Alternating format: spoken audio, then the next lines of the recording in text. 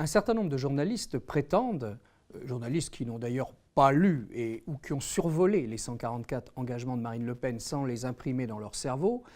prétendent qu'en quelque sorte, tant qu'il n'y aura pas eu la négociation avec l'Europe de Bruxelles pour recouvrer un certain nombre de souverainetés fondamentales, en réalité, Marine Le Pen ne pourra rien faire pendant 4 mois, 6 mois, 8 mois, tant que nous ne serons pas sortis de cette Europe de Bruxelles, quitte à la réformer si la négociation est positive. Alors ceci est complètement faux, car en réalité, il y a des mesures, en particulier dans le domaine de la microéconomie, c'est-à-dire tout ce qui touche directement le monde du travail et de l'entreprise, qui sont tout à fait faisables immédiatement. C'est plus effectivement les mesures concernant la macroéconomie, c'est-à-dire celles qui concernent justement la monnaie par définition, le système bancaire, la fiscalité indirecte, puisque la fiscalité indirecte est contrôlée en quelque sorte, les taux de la fiscalité indirecte sont contrôlés par Bruxelles, mais il reste la fiscalité directe et en particulier la fiscalité sur les entreprises. Donc je vais essayer de vous citer un certain nombre de mesures fondamentales en direction du développement des entreprises que Marine Le Pen peut engager immédiatement après son élection. Alors, prenons tout simplement d'abord des mesures de fiscalité. Eh bien, Marine Le Pen pourra immédiatement baisser le taux d'impôt sur les sociétés, c'est-à-dire l'impôt sur les bénéfices, qui est aujourd'hui de 33% pour les PME, le ramener à 24%. Pour les TPE, elle pourra ramener ce taux, comme elle le souhaite, de 33 à 15%. Et de même, elle pourra instituer l'exonération fiscale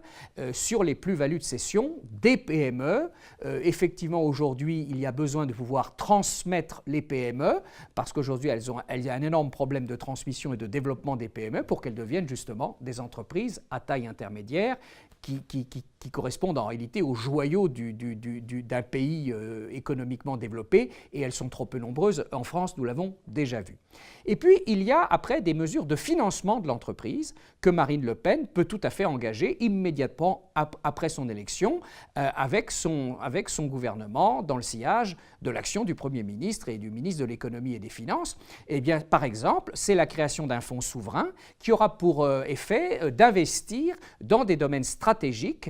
qui sont menacés par des OPA extérieurs. Voilà, donc déjà en direction, je dirais, de la finance, qui est l'élément fondamental de vie d'une entreprise, tout ce qu'on pourra déjà faire. Et puis après, il y a la formation des hommes, et là également, Marine Le Pen, en matière de formation professionnelle, avec notre grand plan d'apprentissage qui consiste à multiplier par 1,5, augmenter de 50% le nombre d'apprentis, passer de 400 000 à 600 000, là, Marine Le Pen peut engager immédiatement la grande réforme de l'apprentissage qui fait tant défaut à la France depuis maintenant presque 15 ans. Et puis enfin, sur la recherche, parce que finalement, une entreprise, ce sont des financements, ce sont des hommes et ce sont des produits. Eh bien, concernant les produits de demain, Marine Le Pen a une mesure phare qui est d'augmenter sur 5 ans à 5 ans de 30% le budget de la recherche publique, pour passer de 15 milliards à 20 milliards,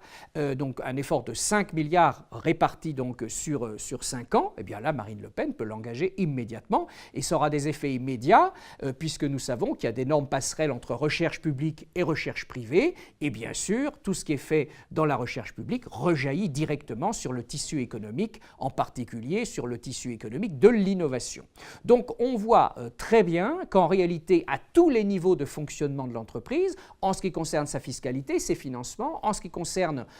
les hommes de demain, en quelque sorte, de l'entreprise, qui sont formés par la formation professionnelle et l'apprentissage, et en ce qui concerne les produits de demain, eh bien, en réalité, la Marine Le Pen peut mettre en place déjà tout le premier volet, le volet microéconomique de son programme.